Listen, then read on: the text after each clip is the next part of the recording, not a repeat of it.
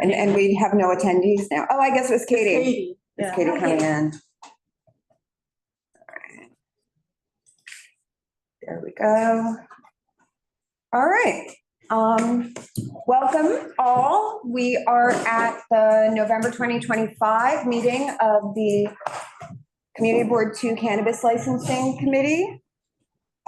It is 6:31 and my name is Mar Fitzgerald. I call this meeting to order. Again, I am Mar Fitzgerald. I am the chair of the committee. Bless you. And I am joined by Patricia Larry, Vice Chair. Christina. Janine Kiley. and our district manager, Mark Diller, is here. Just to go over some very informal norms, no derogatory language, no, personal attacks. Do not speak unless the chair, me, recognizes you. Public testimony should be directed to the committee as opposed to the applicant. There will be no back and forth. If there's a question, it should come to the committee. We will relay that for you to the applicant. Just be on best behavior, please. That's all. And we'll get through this as quickly as possible. We have 3 attendees now. Oh, and we are also joined by CB2 member Katie Bordenaro. Hi. And we have 3 attendees. Oh, and I see Layla Law Gasico is here. Thank you for coming from City Club. Okay, so we'll get started. We have 2 agenda items this evening. The first is an application for an adult use retail dispensary to be located at 388 West Street. Elise Pelka LLC, doing business as Flintstone Cannabis Company. The second agenda item is a review of the proposed regulations around cannabis showcase events. We'll get into that later. Okay, so is the applicant present? Hi, please.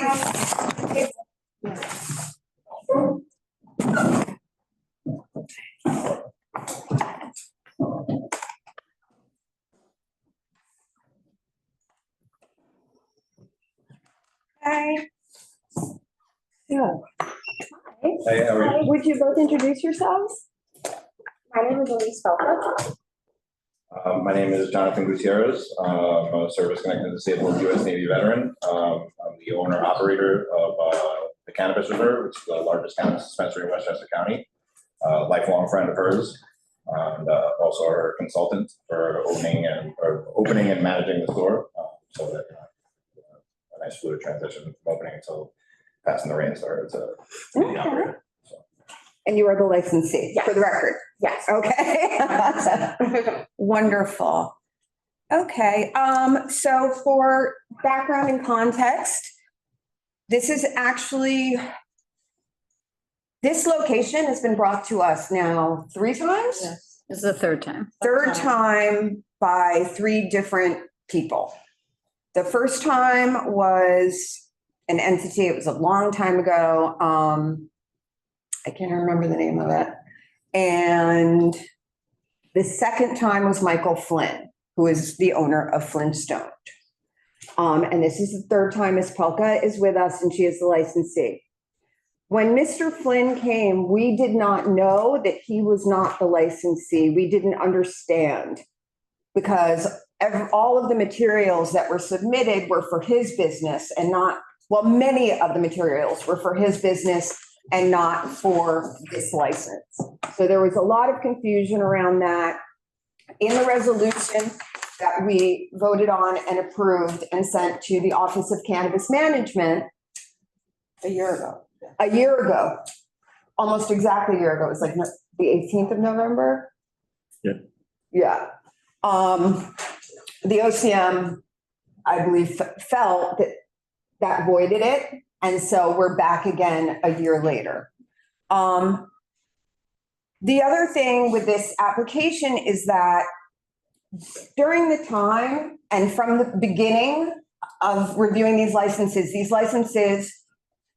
the OCM had set forth incorrect proximity guidance. The law says dispensary cannot be within 500 feet of school grounds as defined in education law. What the OCM, the Office of Cannabis Management, did was say, well, within 500 feet of a building exclusively used at as a school on the same block and road. They did not have the authority to do that. That change of the law did not go through the the regular process. And so it has since been corrected. I won't use words like rescinded or reversed or changed, because the fact is the law was always what the law was. It is in our resolution. It is in all of our resolutions when a dispensary is within 500 feet of a school, because we follow the law. In July, this is when this happened, the OCM corrected their proximity guidance. So now we are supposed to be back to 500 feet as the crow flies, school property, right? To the middle of the door of the dispensary. However, Ms. Pelka and I think 10 other licenses that were affected by this proximity protection because they're within 500 feet of schools sued. They sued the state. A judge, it might have even been on Halloween, I think, issued an injunction preventing that law from being enforced. So as of today, right now, the state has been ordered to recognize the incorrect, illegal way that they were measuring. They have to keep doing that until February. The state, there is some legislation. People are waiting for a legislative fix. Whether that fix will allow these dispensaries to go forward in their locations that are not legal or not, we can't say, but that's where we are today as far as the proximity issue. And the other issue was control. According to the state, particularly social equity licenses, and this is a social equity license. It's a conditional adult use retail dispensary license. And those licenses are specifically for justice-involved people, which means they have a qualifying cannabis conviction. Those were the first licenses given out in the state in the hopes that the people who were harmed most by the war on drugs were able to benefit from legalization, which we support. Going legal, it's great. But by the law, those licenses have to be controlled by the licensee. And I'm going to now let you tell us about our business, will you please? Your business, will you please? Yes. Okay. First and foremost, I want to say good evening and thank you for giving me the opportunity to speak today. Like I said, my name is Elise Pelka, the sole owner of Elise Pelka LLC and the licensee of the proposed dispensary at 388 West Street. I am a card licensee, a single mother, and a woman-owned small business operator who is committed to building something meaningful to the community. My goal is not just to operate a business, but to create a safe, professional, and beneficial space to the neighborhood. A place that contributes to local growth, provides job opportunities, and operates with integrity, transparency, and responsibilities. I bring both entrepreneurial experience and formal business training, having studied business management and entrepreneurship at Westchester Community College, along with building my own licensed cosmetology business for several years. Every step of my education and business has been self-funded and driven by ambition, dedication, purpose, and long-term vision. On business, I am deeply rooted in my community and I believe in giving back. I am an accomplished solo violinist, having studied with the world-renowned violinist Anna Pellick out of Manhattan School of Music and the Music Conservatory of Westchester, where I received numerous performance awards and honors. Over the years, I have volunteered my time and talents by performing at multiple store openings, music halls, community events, and ceremonies in both Manhattan and Westchester. My faith and community involvement has always been central to who I am. My son and I are active members of St. Matthew's Church, where we attend service weekly and give back through regular charitable contributions to both the church and the Alzheimer's Association, which is a cause very close to my heart after caring for a loved one who recently passed away from the disease, actually 3 weeks ago today. Through service, charitable support, and outreach, I engage in my community on a regular basis. And to me, I believe success is more than revenue. It's about impact, responsibility, and partnership with the community that you're serving. Today, I'm joined here by my lifelong friend, Jonathan Gutierrez, and he has supported me every step of the way throughout this process. As he mentioned, he is the owner of a licensed cannabis dispensary in New Rochelle, New York, and has been an incredible resource as I continue to learn about the process, operations, and compliance.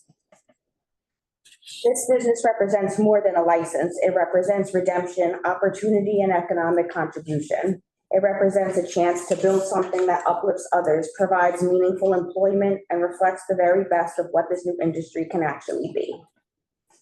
And thank you again for your time. Thank you. So where were you last year?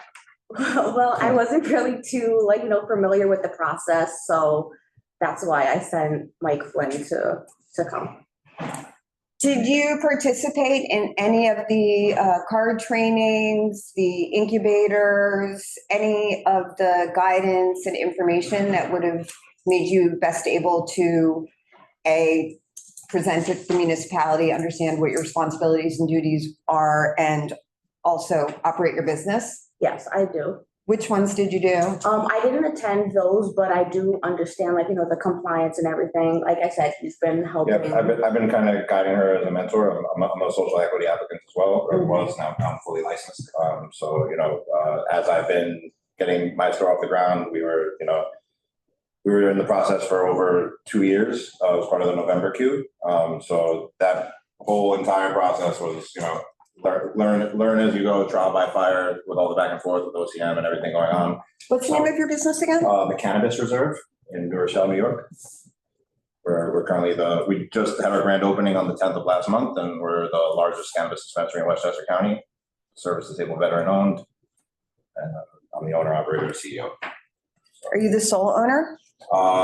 It's myself and one of my partners, yeah, but I'm the majority owner of 51% of my LLC. So. Do you have any other stores, or it's just this one? Just that one, yeah. And are there the cannabis reserves? No, we're the only one for now. We hope to grow in the future as we become more known. But as of right now, this is trying to. And your partners, do they invest in other dispensaries? No, it prohibits that in my operating agreement. So. Okay, so you opened a month ago, and you're going to help somebody else open a store? Absolutely, yeah. So. You must have a really strong team. We have a very strong team, yeah. So, and is it that same team that's going to come here? So I'm going to be helping her because she's a long-term friend of mine. Who's minding your store? I have a great team. So I've been involved in cannabis for a little while. For the past year and a half prior to me opening, while I was waiting for my license to be fully granted, I didn't want to sit on my hands and then dive into something I didn't know about. So I applied for jobs at multiple brands and ended up working for one of the brands, and they hired me to be a brand rep, Tank by Definition.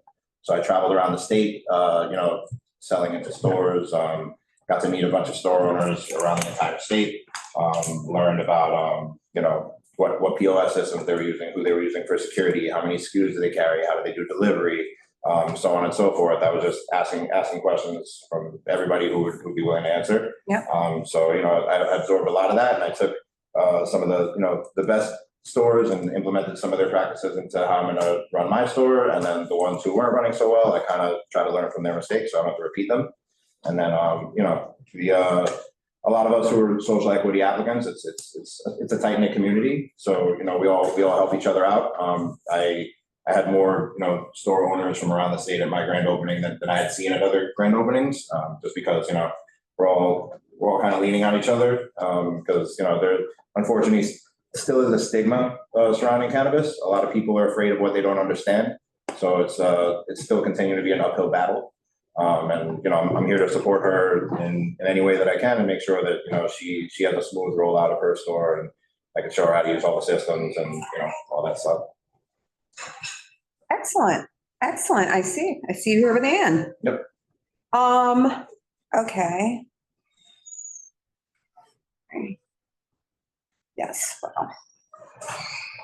Okay. That is all great. So, Ms. Palka, and I'm gonna cut to the chase. We, you know what the issues were before. I saw that you sent a counter argument to our previous resolution from 2024.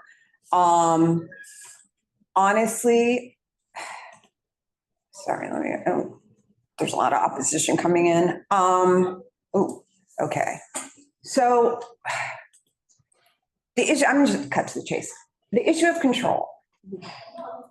Flintstone as a brand. I am sure that you are aware. Almost all of them in the city are within 500 feet of schools. The branding is very uniform, and the operations, to the naked eye, do not appear to be entirely above board. With those dispensaries, we are not seeing the actual licensees being highlighted. I think the way that CARD and C intended. What are you going to do to stand out? How will we know that this is Lisa's business and not Mike Flynn's business? Because it was presented to us as Mike Flynn's business. Mike Flynn said, you don't know anything about the business. He said that he was the owner. He said that you are a silent partner. So please explain to us how you have control, what you will be doing on a daily basis, and what your position is in the business. Well, I am, like I said, I am the 100% owner of the business. I think he kind of just got like the wrong interpretation of that doing the brand licensing deal. I am in full control of my store. I do go to him for advice for things just because he is in the industry and he's, he knows a lot more than I do. But at the end of the day, every final decision is made by me. I will be there every day actively making sure everything runs smoothly and everything is in compliance to how it's supposed to be. With your help. With my help, absolutely. Of course. Yeah. What are your hours? We'll be open from 10 a.m. to 11 a.m., except for Fridays and Saturdays, which will be open to 2 a.m. Sorry, you At just said 11. 10 a.m. to 11 a.m.? Yeah. No, I'm sorry, 11 p.m., I'm sorry. For those early risers. Yeah, you gotta get it out quick. Fridays and Saturdays open Full till hour. 2 a.m., yes. Got it. And how many staff will you have? About 15. And what will their positions be and how many on site at any given time? I believe 15, we'll have two managers, we'll have like a inventory manager, security, and then bud tenders and stuff like that. How will you utilize the space? What do you mean? Like, what's gonna go where? So upstairs is your retail floor, right? Yeah, And it's just one floor. so what's going on with the cellar? So there's gonna be no consumption on site. So it's just. Not what I No, asked. so there's gonna be, there's a sales floor and then there's a back of house where product will be safely and securely stored. I thought you were aiming at consumption. As No, my just fault. asking Yeah. how you're gonna use it. I mean, it would be a shame not to use it. Yeah, I mean, well, there'll be storage, back of house offices, so like, my space, for instance, I know we're not talking about my space, but, I ended up getting an old bank, right? The back of house Mhm. requires a lot of space. She doesn't have too much, Why? because you need offices, there's a lot of administrative work that goes into it. Most of my day is, well, I wear a lot of hats in the business, so I'm running around doing inventory, sales floor, I'll run out and do deliveries on my own, and then doing administrative work at the computer. So like managing a dispensary is you're running around a lot, so, but there is a lot of space required to have all of these areas designated. Like for instance, the inventory area, people who aren't in inventory should not have access to inventory. That's only for inventory personnel, just for the sake of remaining in compliance, tracking product. It makes it easier to make sure that, the less hands that touch the product, the less discrepancies there are. And if there are any discrepancies, you can figure out where they were and then get them, resolved quickly, So, it's not that So the basement is going to be offices and inventory storage? Right, yeah. And then will you have a procurement area upstairs? There's gonna be mostly sales floor upstairs, but, typically stores have what we call like a day vault and a night vault, right? So like, your night vault will be like overstock inventory and product, and then your day vault will be the product that will be sold, during that day or the following days. Okay. How does the night vault get up to the day vault? So every single product that comes into a dispensary from, we'll call it from seed to sale, right? Everything is given a number where it could be tracked. Right? So when products are brought into a dispensary from the processor, those products are, we go down on a checklist, we check every single item that comes into the store, we make sure that the certificate of authenticities numbers match. I'm gonna stop you. Sorry. Very well versed in operations of dispensaries. Right. So thank you. Oh, thank You you. know your stuff. Appreciate it. I worry more about you. I'm going to be holding her hand and passing all of this knowledge down to her. And running your own dispensary and I have yourself. I have a great team that, I have a lot of people came to me from other dispensaries because, I kind of touched a lot of tables. So you've opened more than one dispensary? No. I worked You've for a brand helped before. other people open other dispensaries? Yeah, I've had jobs, but like I haven't opened my own other dispensaries. No, I mean, helped other people the way. Yeah, you absolutely. helped. Oh, of course. Any in the city? No, not in the city, no, but, In the state? yeah, throughout the state. Like, well, as a brand rep, you're playing a supportive role in helping stores open Sure. throughout the state, so, you're helping them figure out, what products they need to carry. You're kind of teaching them about compliance because in the industry, you're expected to know about compliance because it's part of your day-to-day operations, no matter what you do in this industry, it's, there's a lot of rules and regulations in cannabis and it's a very young industry. So you have to be a quick learner to keep your head above water.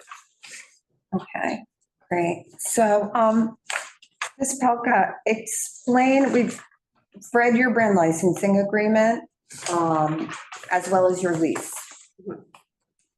I'm no lawyer personally, but they don't appear to be compliant, particularly side by side. They appear to tip TPI in favor of Mike Flynn. For instance, your lease, your exit clause looks not great for you. And one might even argue it gives control to the other entity. Can you just elaborate on that so everyone understands? I will. All right. So true party of interest is the rubric that the Office of Cannabis Management uses, or the state of New York uses, to show who controls a business. Sure, this exists in other businesses. I only know cannabis. So it says, and particularly for social equity licensees, that they have to maintain control of the business, and control not just financial, not just most of the money goes to them, but that they also have all decision-making and operational control over the business. Whatever deal they have, be it brand licensing, be it management services, be it investors, that licensee has to have full control. And if there's a lease that says you can't get out unless you pay me $1 million, which if for whatever reason you want to do that today, and I looked at the lawsuit and it says you're over $1 million in the hole for the build out, which you started without actually being licensed, you would have nowhere to go. You could never sever that. You can't sever that agreement from what I'm reading. So what was my question? TPI? It's about how much of Flintstone is actually involved in the ownership, not just beyond the day-to-day operation, but also the actual social equity aspect of it. It's every Yeah. single aspect of like how much of this is actually Mike Flynn's business. Well, it's, like I said, it's 100% my business. He did help me back the lease. Right. Because his financials were better than mine. And also he's helped me with the build out, which he will, be paid back with a small revenue, which is also in the brand Yeah, that licensing agreement. agreement, yes, that I submitted. So then even more, what we're still talking about is that TPI aspect of, Yeah. there's still that opportunity that you would also be able to, if you needed to be able to exit the business, or are we seeing the wrong documents? I'm sorry, I don't. Are you familiar with the contracts and the terms of the contracts? I will also say that the lease that was submitted for this meeting is different than the lease from last year, which would have been much better for you. Well, then I guess maybe that's the question. Which is And- What correct has lease. changed in the last year in your relationship with Mike Flynn? Yeah. I mean, not. Not much, no. okay.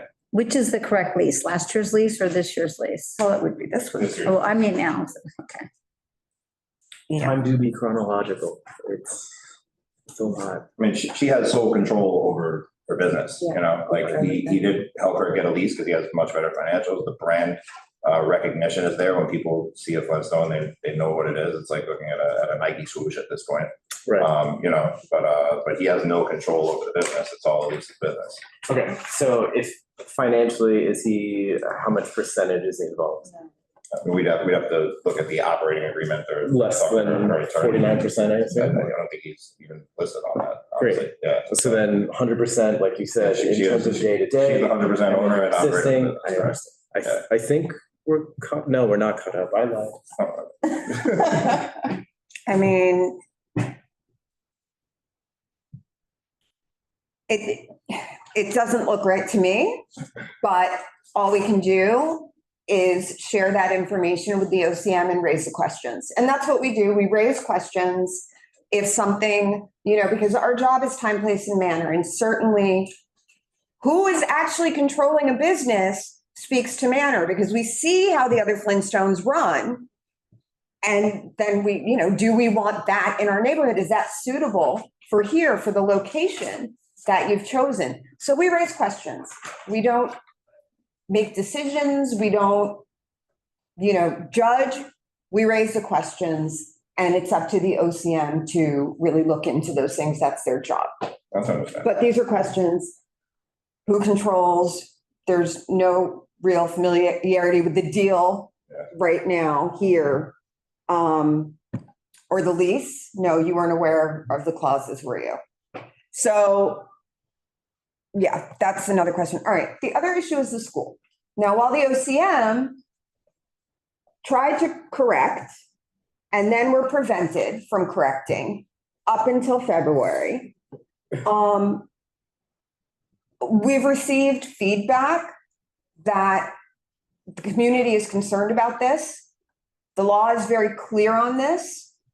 What do you say to the parents of the school children at the school within 500 feet and the other families in the community? Interject real quick and just show that she has an unwavering amount of community support. These are all signatures from members of the community. And we could, submit those. We have them. Yeah. We have them You got them already? interpreted. Okay. Yeah, we shared them with the committee. Yeah, I mean, one of the things that I always try to, I'm a big advocate of each one teach one, right? And like I said, we're a young industry. But the 3 C's in my business are what I'm passing on to her, and those are compliance, compliance, compliance. That's how we stop ourselves from having negative or adverse interactions with the community, because there was a lot of, and still are a lot of, black market smoke shops that are selling cannabis products that come from out of state, that aren't safe, that aren't tested, and they're selling them to minors. And licensed ones too. That's a whole other conversation. Yeah, not mine, and none of the ones who I know or interact with. And I can tell you that, me having a very hands-on, role with helping Elise get off the ground, that will be drilled in to everyone from day one. Because, the last thing I ever want to see is my good friend's store gets shut down because people who are working for her are not following the rules and regulations, you know? Sure. We're trying to make sure that, you know, she has a successful business so that she's a single mother. I want her to make sure that her kid has a great future. And this is, you know, as a social equity applicant, this is like her shot to do that and right the wrongs of the past, you know? Okay. That weren't necessarily her fault. Well, what about a leading question as well? Will your security team be ensuring that people under the age of 21? The first thing that happens is your ID is First thing scanned is check when ID you come before in the you door. even, yeah. And It's actually not required. It's only required at the point of sale. I require it and she's gonna require it. Yeah. Okay. So, Especially. That's why I was anyone leading. Might. In your counter arguments that you submitted, you stated that it was not 500 feet from a school. Do you stand by that? Let me pull it up. Do they have to? If it's wrong, then that's okay. So here it Is is. this part of the lawsuit? Because Yeah, because because- I. Here it is. Because when we submitted the location. No, not part of the lawsuit, Chris. that's what I'm saying is like, That's not what it says. is it from the We raised it. response to CB2? It was a response to CB2 And then and they're also still fighting it in court. So, which is not our concern. but that's also kind of, then it will be resolved either way with a court's input, would it not? We don't know. We Okay. don't know, and that's also not our concern. Our concern is the law says, Going by the law, right? So right, but it's an injunction. It's not a change in the law. judge would, But the whole problem was that we were trying to follow the law and we went by the law and now, so yep, the law says, sure. period. So then obviously if they're. But that's not even the question. The question is that Ms. Pelka stated that her premises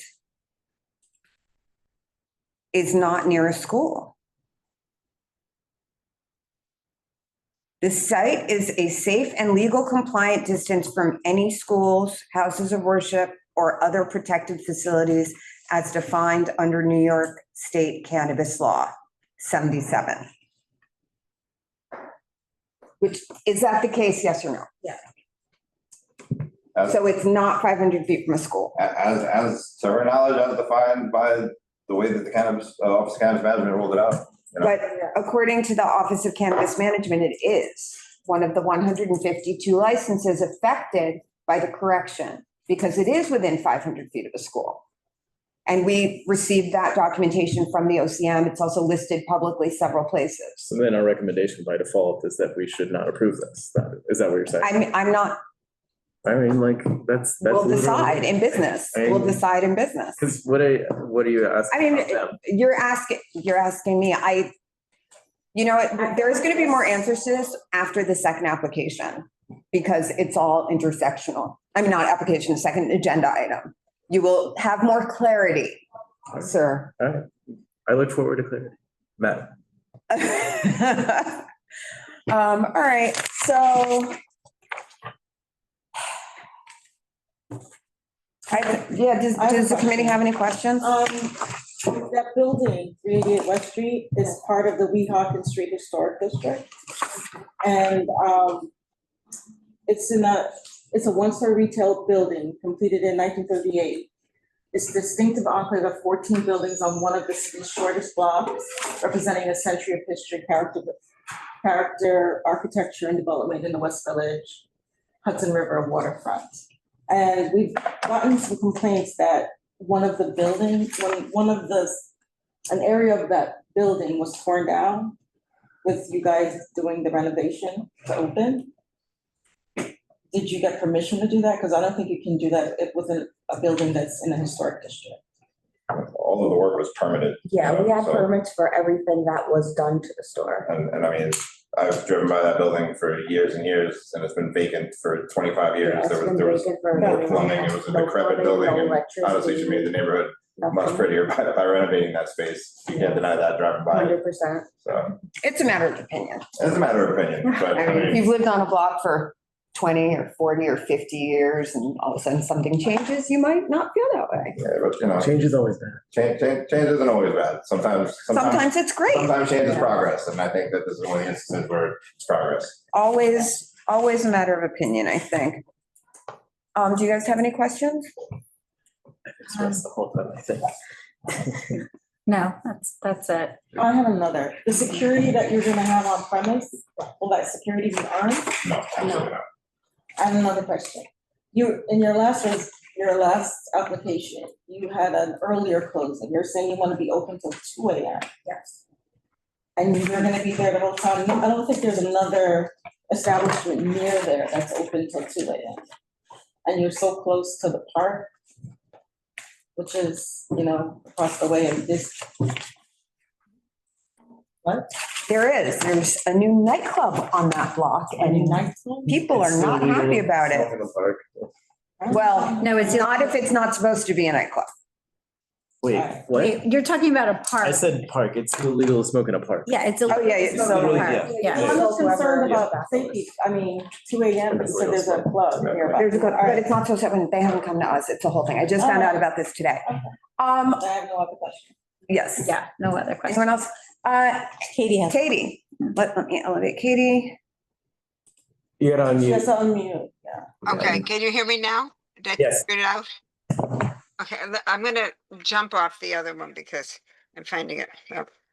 How many Zooms are you on? Okay, so I just want to say that thanks, Oh. Mar, for the work on this committee. I was gonna say something, but I'm gonna say something else first.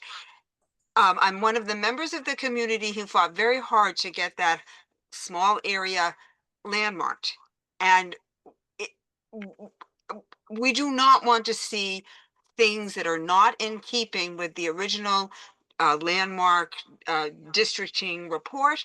And we do not, there's not change for change's sake at that place, at that spot. So yes, it's been vacant for a long time. I remember when it was open prior to the landmarking many years ago.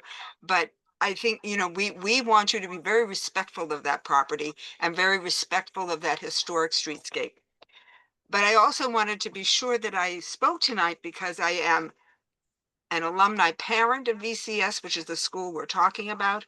I'm a former faculty member of VCS, which is the school you're talking about. I am a resident of the neighborhood, and my grandchildren, 1 and 4, live close by as well. Going to be lots of children passing by that corner on the way to Pier 40 because there's a bus stop right there, which is really one of the closest bus stops to Pier 40, where hundreds of children come every week to play. So we want to be very careful about what goes in on this corner and how this business is conducted. So thank you to the committee for taking the care that you have, and thanks for letting me just share my thoughts. Thank you for sharing your thoughts, Katie, and you're always welcome. We have an attendee question. Okay. Sorry. Wait, what? I don't know why I can't. Oh, there it is. Yes. I can't see it. Why is the Zoom acting crazy? Oh, there it is. Should I promote or just low talk? Yeah, I'm going to promote. Are you gonna do it? Okay.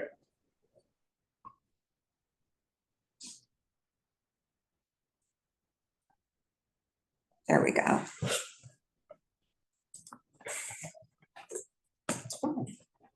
Hello. Hi. Layla, will you please introduce yourself and tell the people who you are? Everyone. Thank you, Chair Fitzgerald and members of Community Board 2. Good evening. My name is Layla Logizico, and if I'm permitted, I would like to read a statement, if that's okay. Yes, of course. Thank you so much. I am the president of the City Club of New York, a civic organization founded in 1892 to advance civic integrity and the public interest. The City Club does not take a position on cannabis itself. We do, however, have a strong position on good government, and we believe good government means rules are applied consistently, transparently, and with special care near schools. State law, as Chair Fitzgerald stated, bars retail dispensaries from locating within 500 feet of school grounds. And although right now the application of the law may be under question or review, the law nonetheless stays as it was passed and enacted. That safeguards exist for a reason, and tonight's application raises actually three good government concerns that, in our view, warrants a denial or at minimum a hold pending verification. The first is that the proposed dispensary would be located in close proximity to Village Community School, an elementary school serving children from K to 8th grade. According to measurements, the proposed dispensary would be within 500 feet of the school in non-compliance with state law as initially passed. The second concern is that according to the state's own licensing and verification records, the same applicant or its two parties of interest, namely Michael Flynn, appears connected to at least 14 adult use retail licenses in New York State. If accurate, that exceeds the legal limit, which caps a person's financial or controlling interest at 3 retail dispensary licenses. That is not a technicality, as it goes to the heart of a fair, competitive market and public trust in the licensing process. Third, Michael Flynn, a true party of interest of the applicant, already operates a store at 206 8th Avenue. By commonly used mapping tools, i.e. Google Map, that address is approximately 450 feet from PS 11, a public school. This raises obvious question of proximity compliance. The burden should not fall on a community board to resolve these discrepancies. It should be on the applicant and the state to demonstrate unequivocal compliance. So the City Club of New York's request is straightforward.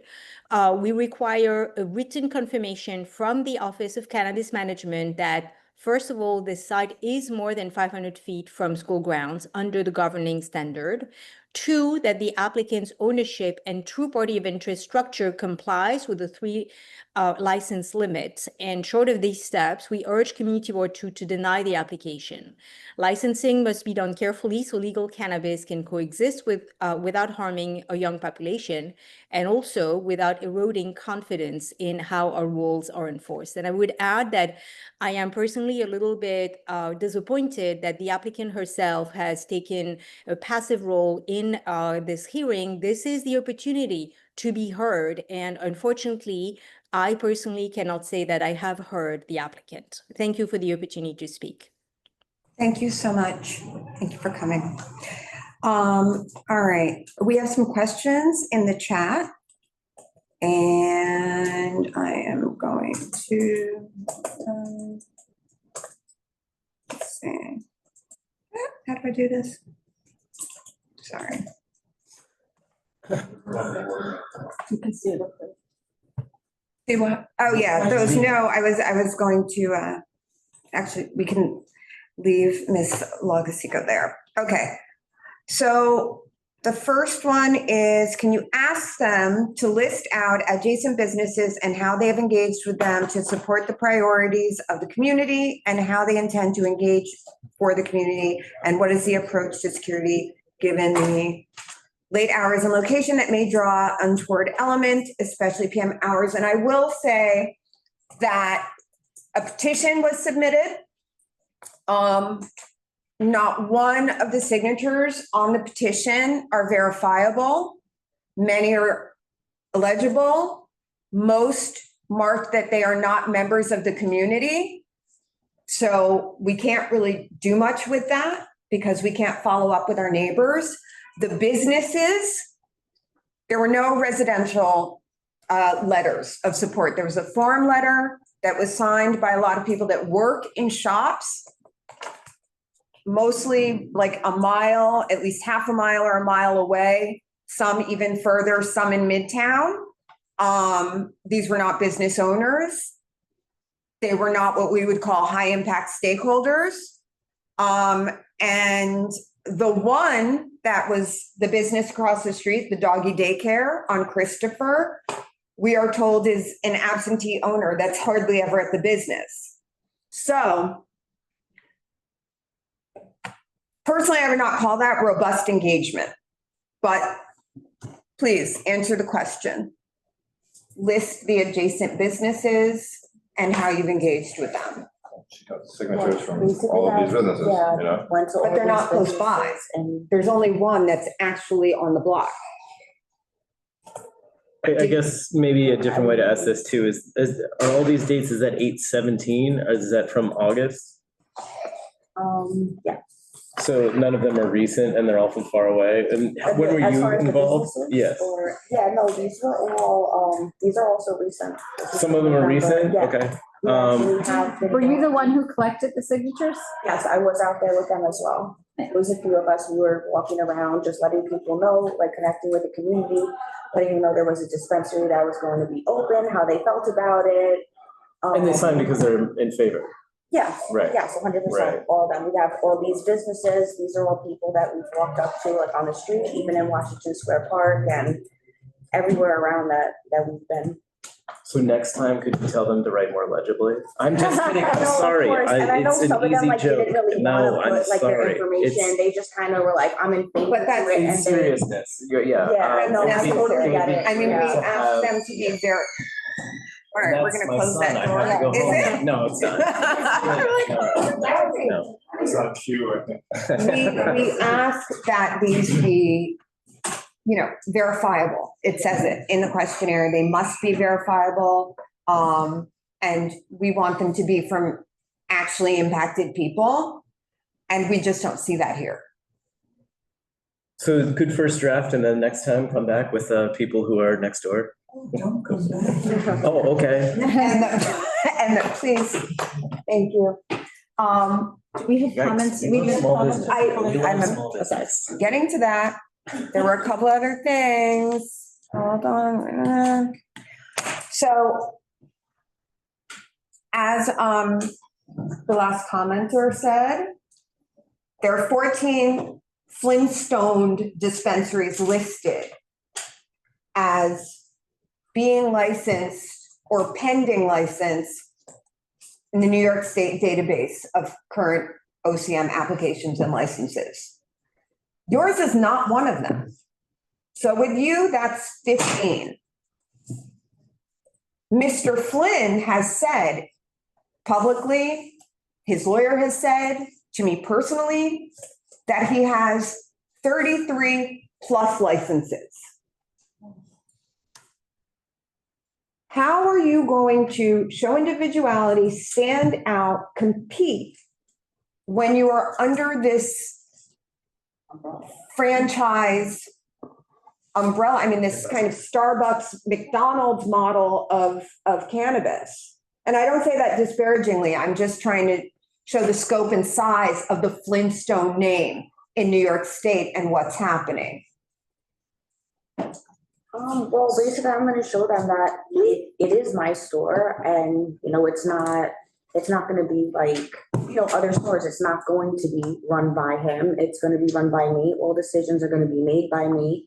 And I mean, I think that alone is just gonna set it, separate and aside from anything else. It's not going to be like everything else. So as a decision maker, if the community says, we want you to operate 10 to 10 for 6 months, is that feasible? How will that affect your bottom line? Do you know the numbers? Have to comply with the community. You don't want I to mean, upset the people you serve. But do you know what those numbers are? Because sometimes people say, these are our hours. We know we're going to make this much each hour. They're very familiar with their business and how the operations work. Can you survive on 10 to 10 is my question. Well, I mean, I guess I can't really say that right now because we're not open, so we don't really know. I guess at this point in time, I can't. Has your Really experience answer. pointed you to any of those numbers, or? So far, I mean, at the beginning, things start slow. You know, what I did was I had a soft opening with no marketing whatsoever, because I just wanted to see, you know, what would happen when we open our doors. And I started with a real small skeleton crew. Just, Sure. the purpose of the soft opening for me was more so that my team members and employees could learn how to stumble and then stand back up, you know? I mean, that's expensive to do. It is, you know?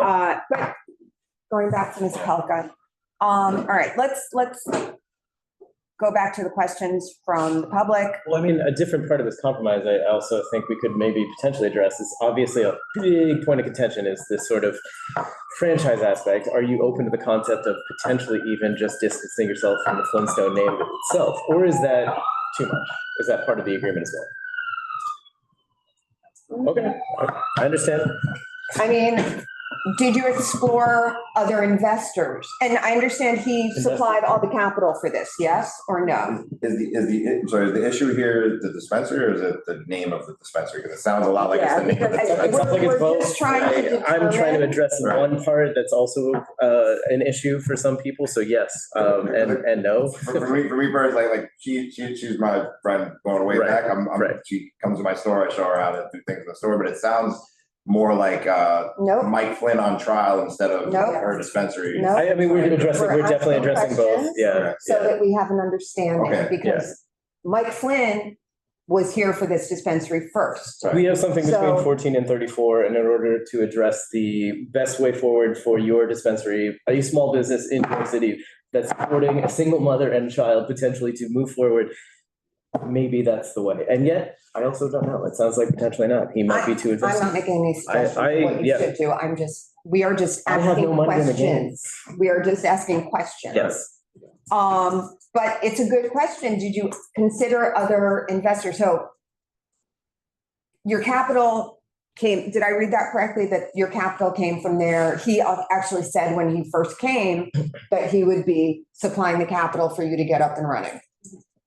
So the build out was covered by Flintstone. Yes. Okay. All right. And you have to pay that back, Yes. according to this.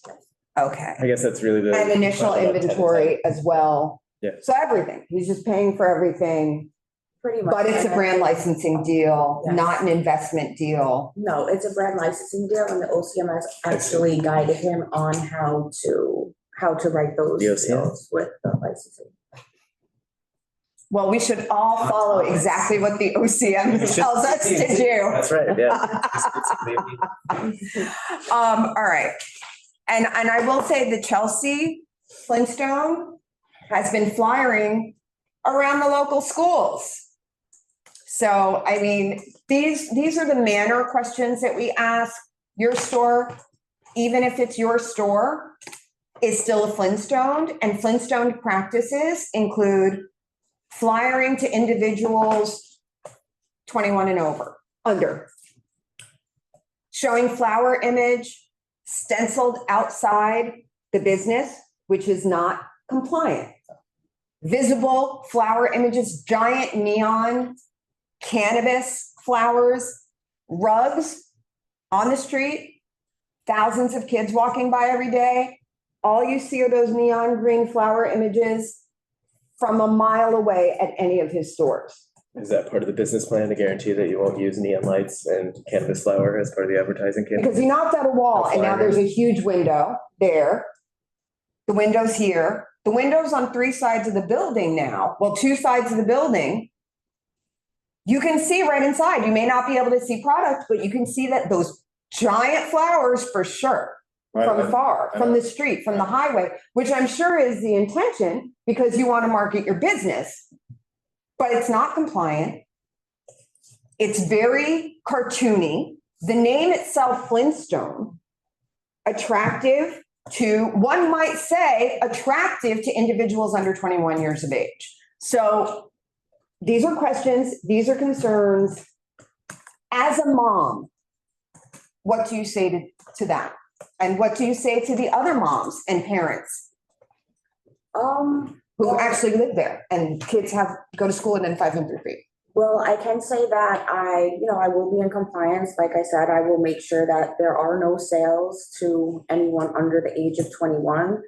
And, you know, we're not promoting our business for children. You know, there's always those kids that, you know, want to try it out and want to go here and try to find a way and stuff like that. But that, you know, we really don't have any control over what people do or how they try to get their stuff. We can only control what we can control, which is making sure that everybody is of age that we sell product to. And, you know, if there are any concerns with people in the community that, you know, want us to change something or whatever, we will definitely 100% take that into consideration to do as well. We're not gonna have like big flowers on the floor outside and light up. But the other stores all have this, so I'm, Well, like I said, this is my store. Okay. Not Mike's store. That's what we like to hear. It's just the name. You know, I thought his stores were amazing. I like the brand a lot, so that's why I decided to, you know, partner with him with the brand licensing agreement. okay. There are some questions or comments about, let's see, will you be doing delivery? Yes. Okay. Did you put that in the questionnaire? I don't remember I think seeing not it. applicable. Yeah, you wrote not applicable. Yeah, just because we're not open yet, so we're still, What will be your catchment area? I can get you that information, but I don't have it as And of right now. within OCM compliance, you can deliver within 25 miles of your location. And we asked, what will be yours? Delivered 25 miles outside your location. You going to Staten Yeah, Island? she would probably have to. We had an applicant that was doing it. To see what makes sense, you know, Yeah, I don't think that stores should start delivery out the gate. You should know, get your store operations in order first before you start sending a It would be valuable something we would employee out like the to door. do. Paul Gio says, so clearly zero engagement. The licensee is unable to name, articulate a nearby business, school, or building co-op. Can you name the 4 schools within 750 feet? 5 schools? Can you name them? Not one of them? What about the one that's prox blocking you? No, you can't name that one. All It right, was like the community school. that's it. Yeah. There you go. Because we said it about 10 times in this meeting. Let's see, 3 schools. There are more, because there's what is it, a Bright Horizons on Barrow. PS3, 75 Martin, Bright Horizons, Village Community School. Yes, sir. Does it PS3? I don't know. There's a lot. St. Luke's. It's like, St. oh, Luke's, St. Luke's. oh, Yeah. there you go, right there. St. Luke's is, you can see St. Luke's from your store, anywhere you are in your store. All right.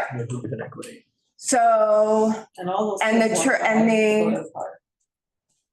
not decommissioned St. Veronica's, where my own child went for after school and preschool for many years. What happens if that building, which is on the same block, ends up being, and is it within 500 feet? It might be, if we're not looking at it as a church. What if that building proves to qualify as a daycare or nursery? Because those things happen in that building, and it does have that status.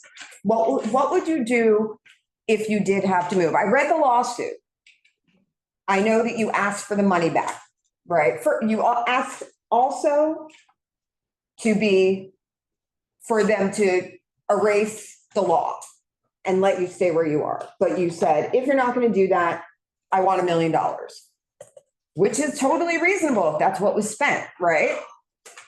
But what will you do if come February, you're not open yet for whatever reason, because we know the OCM moves really fast on everything. You're not open yet, and February comes along and everybody has to move. What will you do?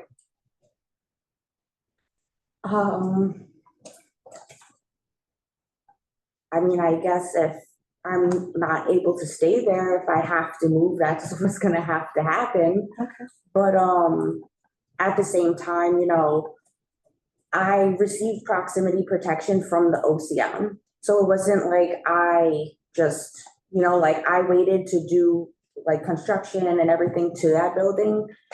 after we were granted proximity protection. So that wasn't necessarily something that I did wrong, because I waited for approval to do anything, and they approved it. The construction started before, and we talked to Mr. Flynn about that in the first meeting. It did, because we all live right there. So we saw it with our own eyes. The floor was starting to be ripped up.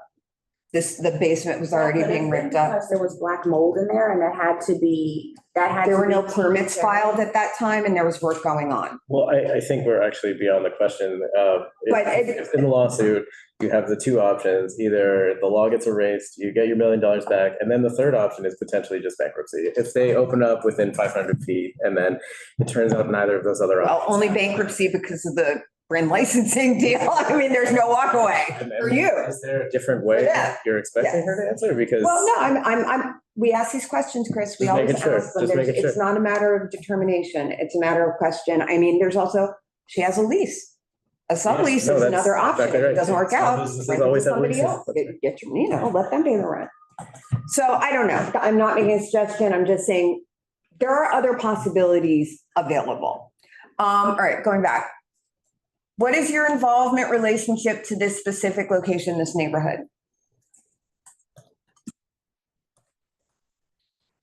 It's a great location for a business. I mean, Okay.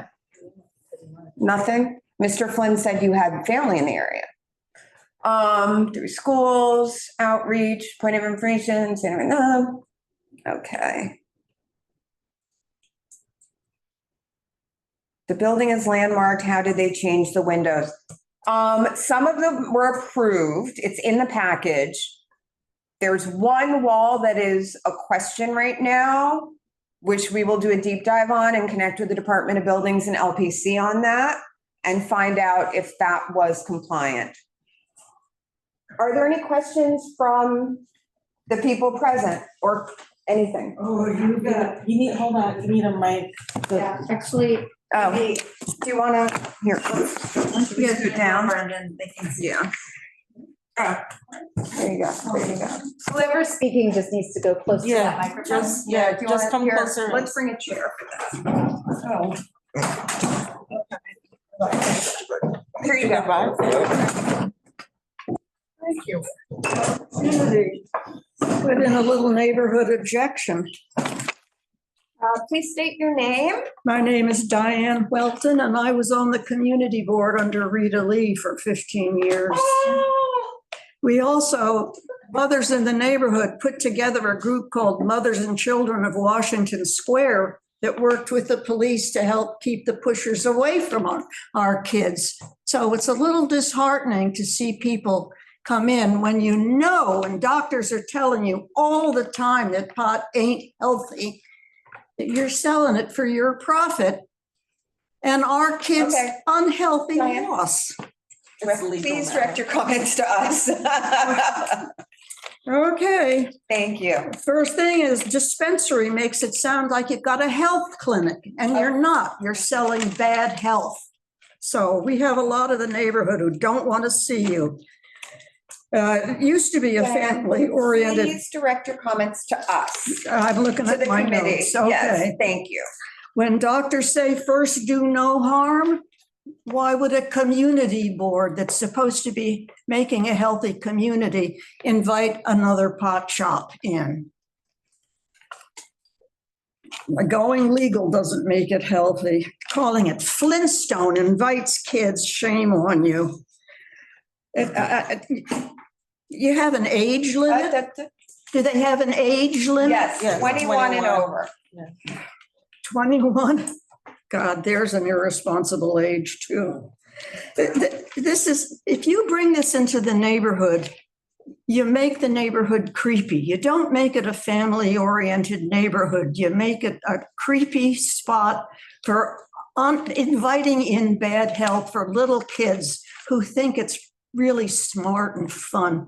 Pot, oh, that's not a bad drug, but it is. And we're being told by the health department that the pot is getting unhealthier and more dangerous. Why? Why would you invite people to use it? Is that a question for us? Well, Or was it rhetorical? It's state law now. a little of both. It's like it's the same as Dispensary is alcohol. correct. State law. Okay, everybody. We simply review. It is legal, and our job is to receive notice and to review the licenses and make our best recommendation to the state. And that's it. This is happening. Yeah. So have you asked the people in the neighborhood they're thinking of putting a place in, how they feel about it, how they feel about having their kids walk past? Yes, all the we time? do. That's part of our job, to amplify the needs and the voice and the concern of the neighborhood. And we factor in all of, you've been on the community board, That's I don't why we- even ask that that's why we have- I know, I used to be on the youth committee, so. So, and we also chair the schools committee. So more? Yeah, Comment? Flintstone's a kid's name. You're inviting kids in. This is how society falls apart gradually, step by step. You don't invite in unhealthy things.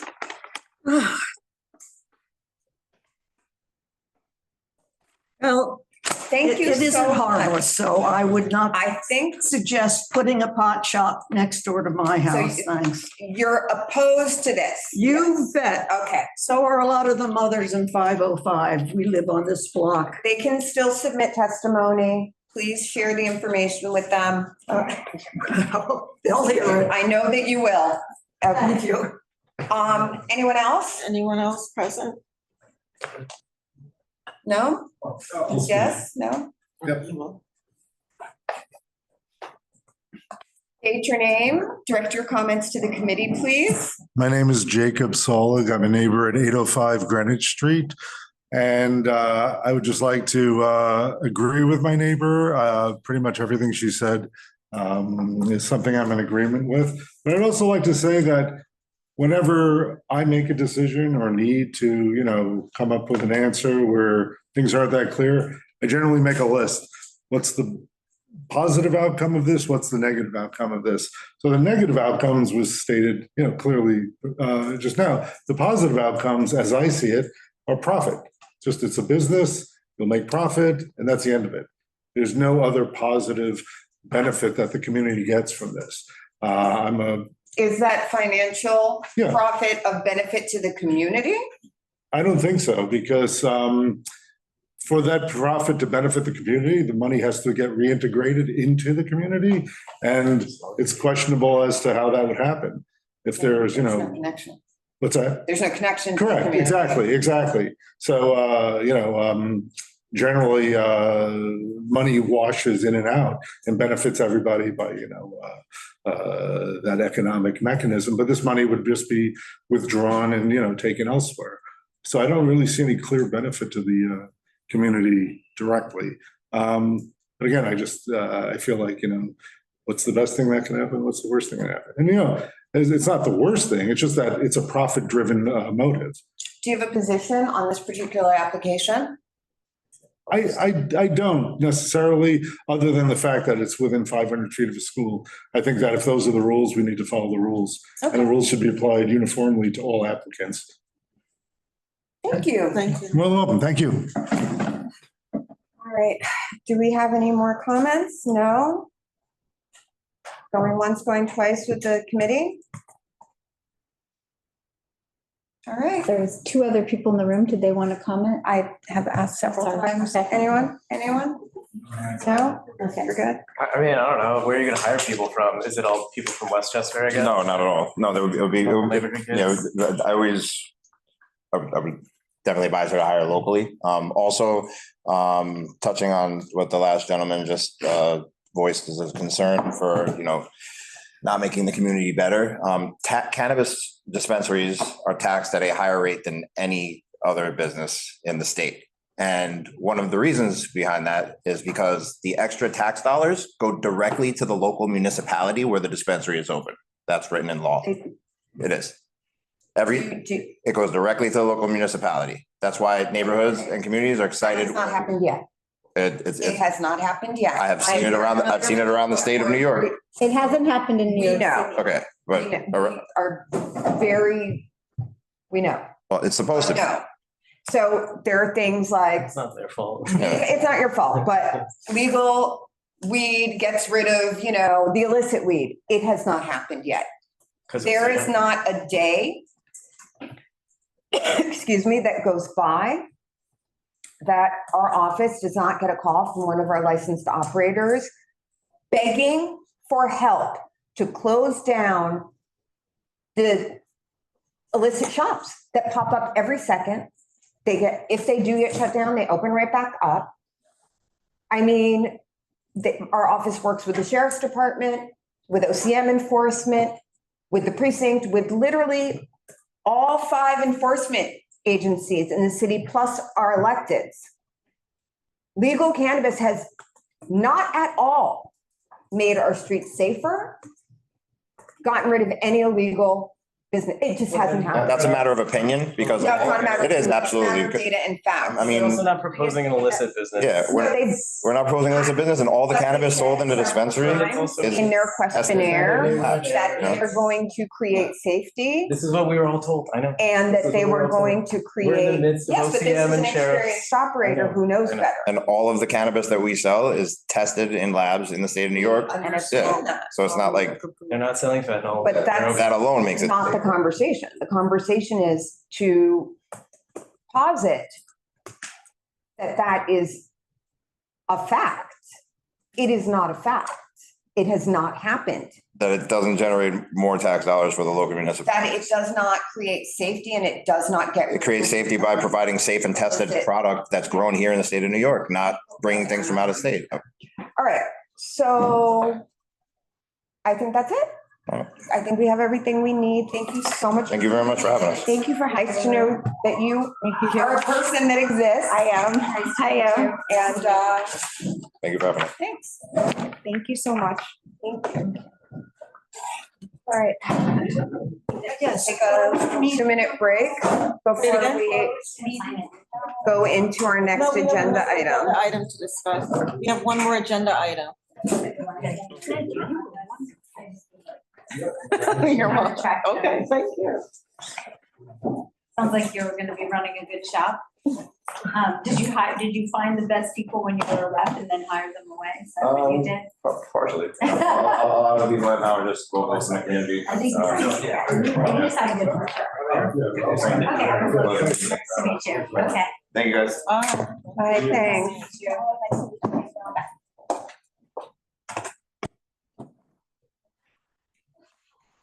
Agenda item. There's one more agenda item. It should be quick. Everybody had an extra month to do a deep dive into these. Yeah, I took a lot of notes, actually. Thanks. Okay. We're gonna keep it simple and not even review them all and just say, here's what we think needs to be added. But I would love to hear everything you have to say. Yeah, I mean, so for me, I got a much greater understanding of it after reading through, in more detail and comparing it to, I think section 130A of the cannabis law, which is what it They references. refer to it. So, I mean, essentially, the way I see it, I mean, it was 14 days already in section 130A. Now it's expanded to no more than 14 consecutive days or 45 days total across an entire year in a similar location, which is interesting. Fiscal or? 45 total days, calendar year. I see. Licensees can participate in multiple events under certain conditions. Permittees can have 2 events at once, but no more. They have to have a bunch of stuff like site plan, security, yada, yada. So for me, one of the things that was unclear is one of the requirements is authorization from the municipality where the event is set to take place. It uses the term That's authorization, not us. but it's unclear what that Just means. OCM though, right? That is not, Because it doesn't specify. It's not does it? defined in there, that is not us. but it's not defined. But is it who are they? So, That's my question. and this is what happened Is it during, the event? this is what happened during the grower showcase. Whose farm is approving these? What farmer? No, it has Has to be. all of the Wait, applications. listen, it has I to know, be I a know. municipality. It's And if it's at a farm market or market, the organizer of the market. Yeah. But what does it mean by municipality? It But doesn't give. also the market. What does it meant in other Does it cannabis? I'm trying to answer. Sorry. So- We have 17 more questions if you wanted to. I'm just can I just answer them quickly? I know, I'm sorry. Right. So municipality, what does that mean? It is unclear. They do not specify. I did the regulatory workshop. I was a facilitator for it for Cannabis NYC, which is the subdivision of SBS that kind of does cannabis stuff, right? They think that they should be the municipality. One might argue that since these businesses are de facto cannabis dispensaries or de facto cannabis concerts or de facto cannabis nightclubs or restaurants, like literally anything, do not go through any sort of like DOB process, licensing process. This is, I don't even want to say the outdoor dining because there are even way less guardrails. This is just like a pop-up. You can go do, and they don't come to us. One of the things we talked about in the regulatory workshop was land use, street activity, liquor. What do these things have in common? They come to the community board first because the community board knows best in each locality what's going on the block and whether such an event, albeit they temporary, is suitable for that location. These things can be congruent to your existing store. So now you've got a store 2 or 3 times as big. Only 2 weeks, you say? Only 45 times a year, 45 days a year? Well, let's, for example, think about, I don't know, a Flintstone that reportedly has over 30 licenses, but let's call it 30. What does that mean? That means the Flintstone brand could have 90 stores operational at any given time and keep locations and just rotate the different licenses. How is Can't do more somebody? than 2 permittees, like permittees can't do more than 2 events at once. But But they have like But he has LLCs set up. Over 30 He licenses. has different licenses. So each license is one. Entity. Each license can have 2. That's 90, right? That's 90. 90 dispensaries, stores, places where cannabis is being sold in any configuration. 90 at once. You mean 60, 30 times 2? No, because what about the original 30? Each one of those original 30 can have 2 at any given time, So you're saying including the bricks and mortar, yeah. including, but it could be another Yeah. brick and mortar because a pop-up is also a store. Yeah. Within 200 feet. So And it's also. this one license this one brand, we'll call it a brand, right? That has 30 licenses that they don't really own under the same name and the same branding and the same design can now have 90 stores at once, all of a sudden, overnight, no municipal notice from a community board or a municipality, if we're talking upstate zoning board, planning board, town council. That's 90, that's one entity, business entity, if not licensed entity, now has 90 stores overnight. And they can keep the locations because nobody cares if it's Elise's license or Mike Flynn's license, 2 weeks to 2 weeks, 2 weeks, or Joe Schmo's license or Jane Smith's license. They can just keep rotating licenses, still operating under the same exact name in one location for Yeah. months. So I think the summary is that they like, Who can compete with that? Real social equity licenses. But isn't the quick solution already just as soon as you define a franchise as more than 15 licenses within 5 boroughs, and then you cannot do at more than 1 per licensee in order to guarantee that those pop-ups are restricted to no more than 30 at any given point in time during the actual calendar year. And yet, I also understand exactly what you're saying. I don't. It's going to kill actual individual licenses. But more than They that, cannot because I think we're potentially talking about 2 different solutions, both community board input, but also potentially the restriction in order to guarantee there that should it doesn't definitely be get out of more control. restriction. So that's not going to happen. They are not, that's not going to happen. They're just not going to do it. They are not going to limit anybody because Why? like everything else in cannabis law in New York State, they leave it open. They leave it open to interpretation. they leave it open to, But I think then we're. But gonna we say need the to same make, thing we you had said some tonight. suggestions for some Right, so- recommendations. Can I just finish my? yes, no. Sorry. I mean, my general summary is it just feels like they kind of phoned it in with this 22-page thing and it's not as Yes. detailed. enough What is it detail at all. based on? That's what I said, they leave it open. It was just because 138 gave them the ability to come back and write Oh, rules, and then okay. they did. All right. And not. And then the other, so that was the thing is like, it needs to be much more clearly defined, detailed approval process. Yeah. And two, they talk, one of the rules that they put in there is must be conducted only during approved hours of operation. How are those set? That's not clear either. And I think that's very important to be able to set hours of operation and have some sense of what those should be, because it just says approved hours of operation. It doesn't say what they are or should be. Because you also and- can't rely on the event itself. Yeah. To find those hours of operation, because if Yeah. it's, we talked at the last meeting about like, what if it's a concert or Yeah. a movie theater? And the movie There was- theater's open till yeah. 2 AM and then And- we're yeah. skirting the rules once again. And then there was some confusion to me, which it seemed it said the permittee is allowed to market product for sale, but not any of the licensees, so not the cultivator or the processor, which seems a bit confusing. So like the permittee can sell the product, but they're not allowed to be involved in the sale of the product. Seemed weird to me. So we want, you're saying maybe clearer guidelines on who Yeah, can sell? Did you see that part? It's basically saying the permittee can. Pull them up, I didn't. Because they're also, there were warning lines Yeah. too about like how much you can do instructional stuff as Yeah. well. But- and But then- the permittee. Yeah, and then it says, can't sell tobacco or alcohol, yada, yada, that's good. Clear Sure. signage saying no consumption on site. So yeah, I think, anyway, in summary, And so, yes, I think significantly more details as to an approval process, which should involve at a bare minimum, the same level of community input that's required for liquor licensing and or events. And then more definition as to allowable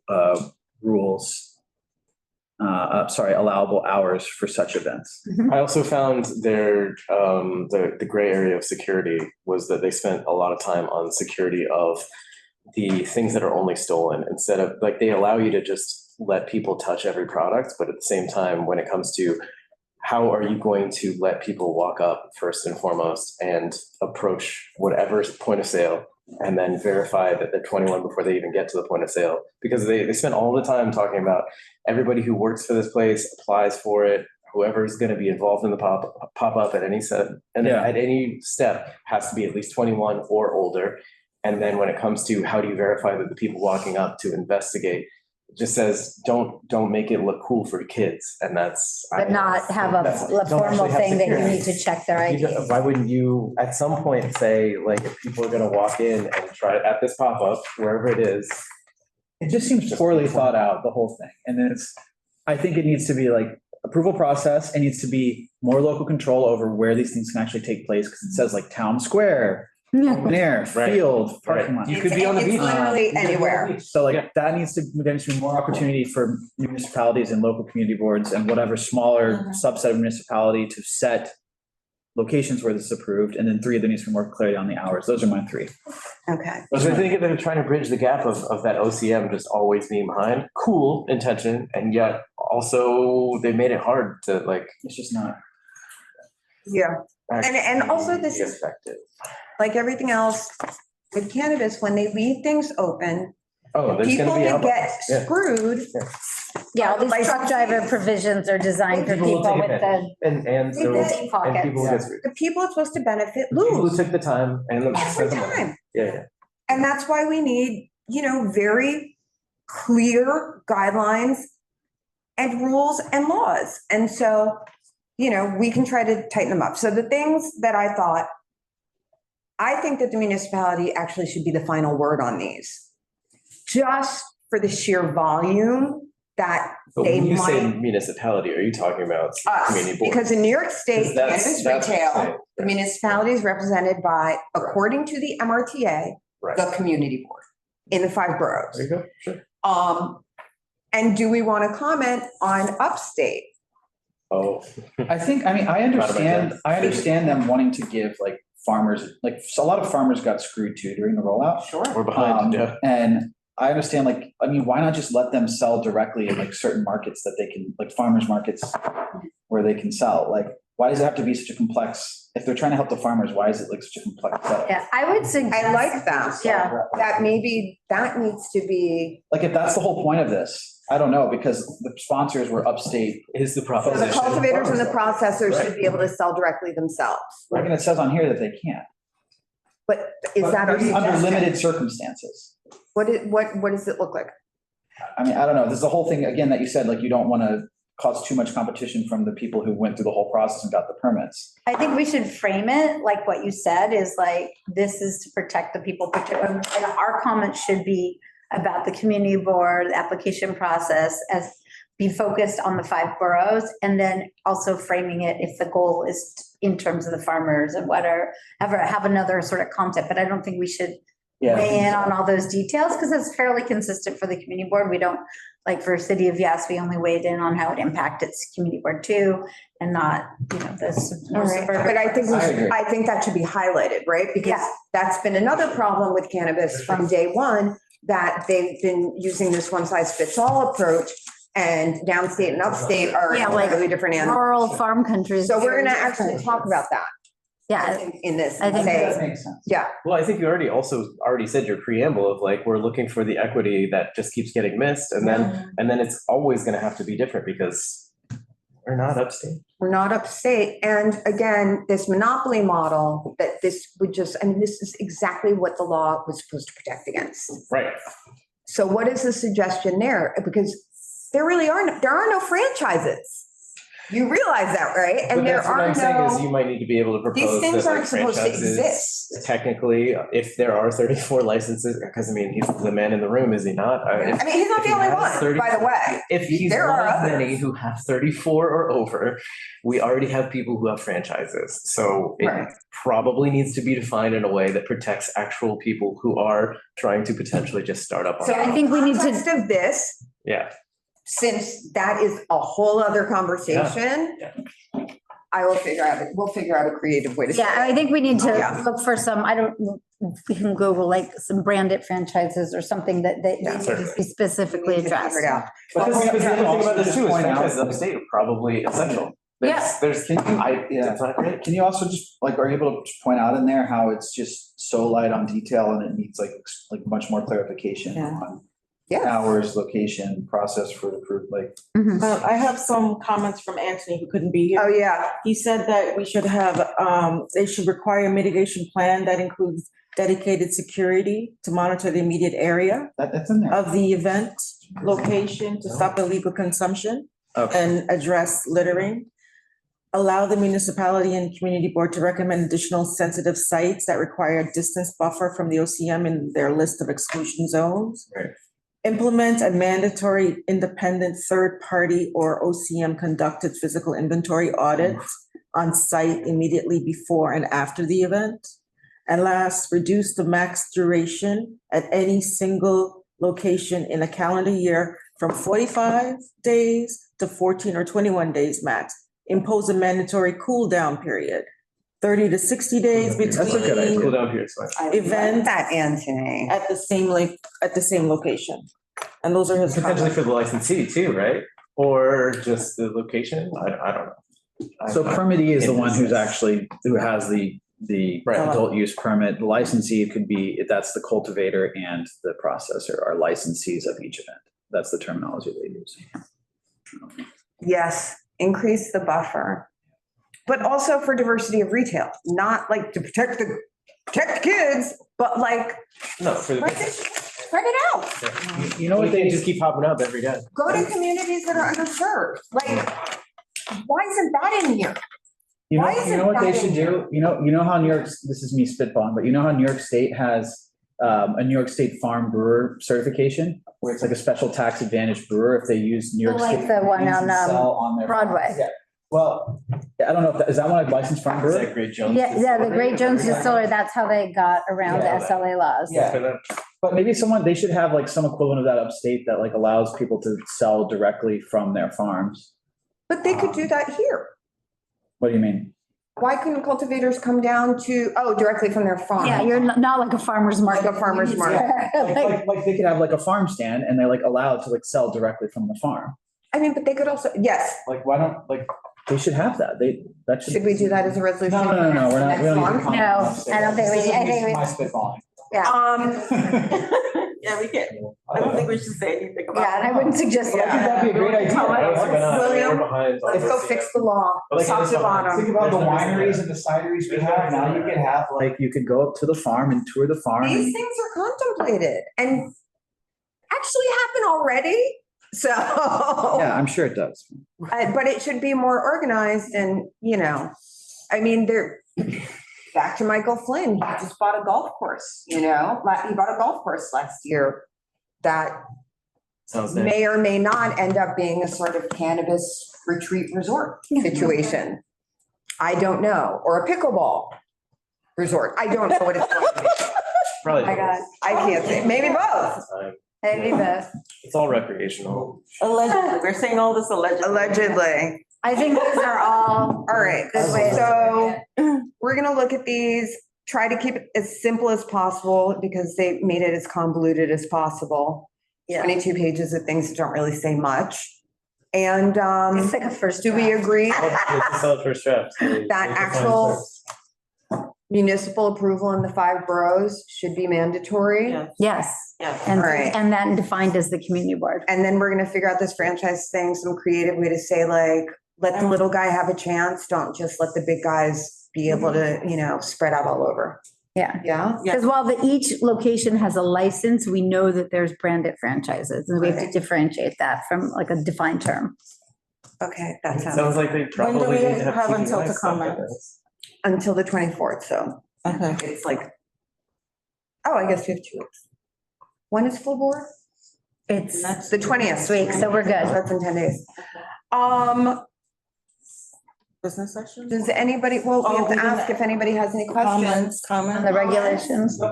I can't see. No, there are none. Yeah, there's no. Oh, Anybody left in the? why don't you click on participants, just so we can see who's, Oh, I'm looking at participants. There's no hands. oh, okay. Awesome. All right. Well, and we would be able to see it down here anyway. Got it. Okay, fantastic.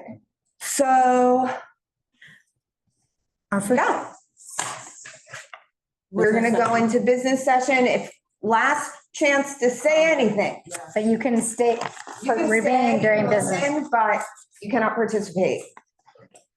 Alrighty, Guys, all right. going, All gone. right, so application for Elise Pelka LLC Flintstone at 388 West Street. West Street. Does it require any further discussion? Well, I think we need to make have a discussion what we're gonna, Yeah, in what sense? You mean like recommend? or approval? No, I mean, does it require, there's just it's more questions than answers. I similarly feel like it's a good first draft. I would prefer that they go reach out to more people actually nearby instead of at Washington Square Park. And Yeah. then there's also the issue of like, how involved is Mr. Flynn? And then on top of that, like, what was the other thing we discussed of Oh, like? I'm sorry, I was late. I missed it. Yeah, no, I know. You missed it. I'm not using you as a resource. You know, I'm at the actual end of their conversation, but she's obviously new to the pool and he's been swimming in it. And then Mr. Flynn was using money and pulling the strings. And so, yeah, like for sure, they could eventually become like a great community member, but right now, But we don't know who it is. I got Yeah, we nothing. don't know. I got nothing. So We don't know if the actual licensee, I guess I'm proposing that they reapply when they have a better understanding of how would the like to actual see a neighborhood. withdrawal, let them go back. People do that. and She's got a sometimes car it works out license, yeah. great. but they said in here that they want to open in November. So how do we That's right. protect ourselves, which is, But they said that the last time, a year ago when they came last year. Got too, it. that Yeah, but it was it's just- open there's been- tomorrow, but there's a lot more that's happened. So I guess my question is, what if they ignore us and don't come back, should we? And they will. I mean, I assume that they will. We can reach out and say, well, we can't reach out. They're gone. Yeah, so We let people withdraw after, Mark? Yeah. Can people withdraw after the hearing? after our public Email, hearing. right? I would think so. Sure. I think we should have, if they don't withdraw, we're gonna Request withdrawal. request withdrawal. because if they don't, we're gonna recommend denial because we have so many questions that they were unable to But also answer. And can we vote on that? So it would be like a protective or conditional resolution, and the answer is yes, you would vote on that to say in effect, it would be a resolution to deny unless they withdraw. We also talked about the law a lot, and they currently do not satisfy it, so this Yeah. seems like the most reasonable. That's a deny unless, though, Mark. That's what he said. Well, the deny unless usually is you give them a list of things to comply with. Right. And if they comply with them, then deny becomes an approval. That doesn't sound like what you're talking about here, but I'll leave that to you. No, the resolution that.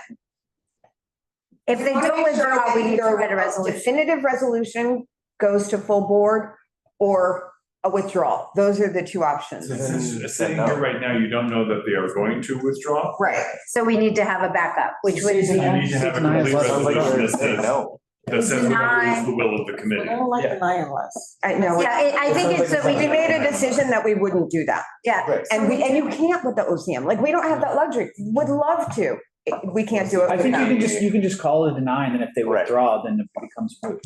yeah. So, and it's deny, and we list all the questions that we want them to address. Exactly. We deny because they didn't answer all of these questions, and, That being said, I'm gonna abstain until I go back and watch that whole thing. okay. All right. I didn't get enough info. She's very lovely, and her friend who knows his shit. He's But knowledgeable. he knows his stuff, he knows how to run a business, and, Okay. well, yeah, I mean, he's More knowledgeable than me. What do you mean? He's no Flintstone. He's not a bad actor. How, we don't know, he's Chris, only open have doctor. you not heard enough applications here? I'm just trying to be pro small business in a time where America is garbage. I'm trying to be pro equity when everything is Right. bad. We want small Let me help businesses the people. that are actually small businesses. It's impossible, I know. I mean, that are actually I small know. businesses, because Well, that's. If I could what we've been control trying to Mr. do. Flynn, I would, and I do not But have it's that not power. just Flynn, it's the entire understand. thing. I know. It's This because industry is not the, doing it. Right. the The state OCM has, is not the set. OCM is basically They are. set this up for failure. All right. Okay, so I So- vote yes on that concept. So, but voting yes on that, so here's what we're voting on. What we discussed, not what we're voting on, what we discussed was possible denial, and if they withdraw, the denial disappears, giving an opportunity to, and then offline, well, not offline, but guidance to maybe go back to the drawing board and then come back stronger. Right. Yeah. We have to find another day. Right. So is there a motion to vote to deny? Motion, and then just, Seconded. Okay. Aye. I I'm abstaining. Abstain. abstain until he watches the. I mean, it wouldn't be responsible for me to. No, totally makes sense. And on our second agenda item, we've fleshed out that's the other thing. So because this is comments on proposed regulations that literally go to an email, and we only have a few points, can this be a letter? We know that the board will want to see a resolution, so it's a resolution to submit the resolution as a narrative, really more of a narrative with maybe some bullet points. So it's very clear for the OCM. I'm a whole fan of bullet points. I think our resolution, yeah. I think once we pass a reso though, then it's totally fine for us to send a letter. How we that's in submit line it. With the board's position, right? Yeah, I think you would just. I'm gonna attach put it both. in there and attach it and say, this is what's gonna go to regulations@ocm.ny.gov. And this is our resolution that's gonna go to the CCB and OCM and our elected. Yeah, like CB2 unanimously supported the recommendations that follow, Okay, great. or whatever. If the hot button issue is the word letter, you could just say resolution that we. People's heads, there are certain people whose heads will That's what explode I'm if we saying. say letter. Wait, You so wanna could see say that? recommendations. You just say resolution to advise. Resolution. OCM with these recommendations. Well, basically, it's resolution to submit these recommendations to the That's online exactly- portal. This is it. Period. Oh, also, one last thing on the showcase event, the fees are extremely low. Yeah. And it's unclear, like, there should be something in there about like that you could be subject to additional fees depending on the space you're taking up. Like if they're gonna close a street or they're gonna be in a park, they should pay the additional fees that are typically levied for events in those. Like Oh, yeah, that's the county last part. fairgrounds. So Whatever. it keeps saying like consumption is not allowed. These are de facto consumption lounges, period. Yeah. Well, I Because was if just saying the dollars, they're like- happening yeah. somewhere where it's Because if they're legal in a to movie smoke. theater, they're at a party. Yeah, but if and they someone's put like. a little yeah, rope right. around Right. the cash register, They put a Yeah. sign up. and there's a block party happening. Sure. So we have to address that too. Go for a sign Yeah, up, and I was sure. saying the dollars, like normally we charge someone, like $15,000 to close the block, right? Right. So like, you can't pay $300 and have that be it. Right. Which I assume that's not the intention. Well, so Right. maybe, wait, that's a good point. So if they're doing, say, a block party or anything, any sort of event that typically would come to the community board first, that they actually have to engage with those agencies, because this Correct. says they don't have to engage with And it should anybody. also say that the application fee doesn't preclude them from having to, did you just say this doesn't preclude them from having to pay additional fees? To the age. To other whatever agencies, relevant other agency. responsible Yeah. agencies. Irrelevant, yeah. Or engaging with them or applying. Applying to the relevant agencies. I think that's really what Yeah. it is, because this has to fit into the existing infrastructure of Yes. our municipality and other ones throughout the state. Agree. Okay. All right, so is there a motion to approve such resolution and letter of recommendation? Yes. Seconded. Second. Aye. Aye. All righty. Great business. All Is right. there a motion to adjourn? So moved. Second. Yeah. So moved. Woo-hoo. Nice, great. All right. Also moved. Thank you, guys. Sorry, I was late. Thank you. Thank you for apologizing. I was second.